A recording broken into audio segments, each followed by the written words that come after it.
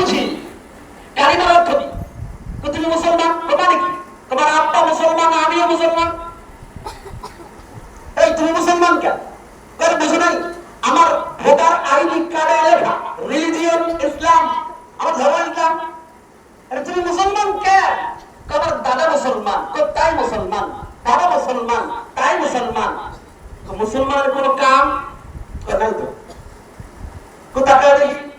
হিন্দুর বাড়ির বিয়ে আর মুসলমান বাড়ির বিয়ে যতক্ষণ পর্যন্ত কেউ ডিটেক্ট করে না দেয় এটা হিন্দুর বাড়ি আর এটা মুসলমানের বাড়ি, আমভাবে দেখা কেউ বলতেই পারবে না কোনটা হিন্দু বাড়ি আর কোনটা মুসলমানের বাড়ি।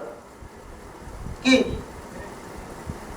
আমি চ্যালেঞ্জ দিয়ে বলি, যতক্ষণ পর্যন্ত কেউ না বলে পাশাপাশি যদি দুই বাড়ি হয়, একটা হিন্দু বাড়ি একটা মুসলমানের বাড়ি, দুই বাড়িতে বিয়ে হচ্ছে, যদি রাস্তায় অপরিচিত কেউ আসে ততক্ষণ কেউ না বলবে ভাই এটা হিন্দু বাড়ি এটা মুসলমানের বাড়ি, বাহির থেকে তাকায় দুই বাড়ির বিয়ের অনুষ্ঠান দেখে কেউ বলতে পারবে কোনটা মুসলমানের বাড়ির বিয়ে আর কোনটা হিন্দু বাড়ির বিয়ে? বলেন না কেন? পারবে? সিনেমা পারবে না।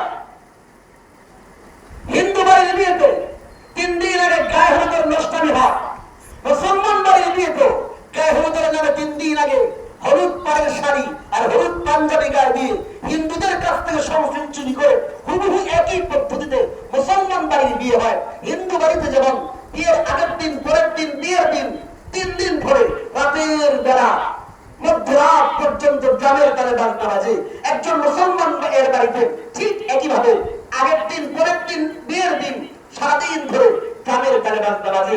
একজন হিন্দু যখন তার ছেলেকে বিয়ে দেয়, বিয়ে করায়, মেয়েকে বিয়ে দেয়, তার অনুষ্ঠানের মাঝে যখন খাওয়ার আয়োজন করে চিন্তাই নাই পড়তা, ছেলে মেয়ে বাবা খাওয়ার আয়োজন করে, মহিলা যেখানে